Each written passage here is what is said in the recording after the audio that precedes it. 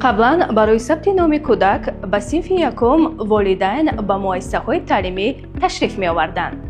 ин ба он хотир буд ки онҳо аз будани ҷойҳои холӣ барои қабули хонандагон ба синфи якум танҳо бо ҳамин роҳ хабардор мешуданд ва фарзандонашонро ба рӯйхат сабт мекарданд.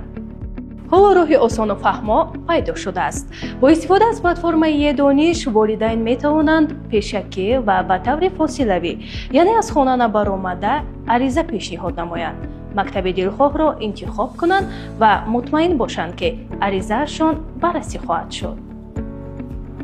чӣ тавр мефаҳмонем? ба сомонаи Е-дониш нуқтатиҷӣ ворид шавед. қисмати ба синфи якро интихоб кунед.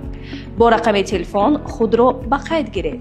маълумотро пур кунед, ҳуҷҷатҳоро боргузорӣ намоед ва мактабро интихоб кунед. ариза ба таври автоматӣ ба низом ворид мешавад. пас аз санҷиши маъмурӣ шумо смсро оид ба қабули ариза дарёфт хоҳед кард. Е-дониш қарор намекунад ки оё кӯдак ба муассисаи таълимӣ қабул мешавад ё не. он танҳо платформа барои расмӣ ва шаффоф пешниҳоди ариза мебошад. ин равандро барои ҳама фаҳмо, қулай ва дастрас мегардонад. маълумоти муфассал дар бораи тарзи сабти номи фарзандатон ба синфи як тавассути платформаи Е-дониш дар сомонаи Е-дониш нуқтатиҷӣ дастрас аст.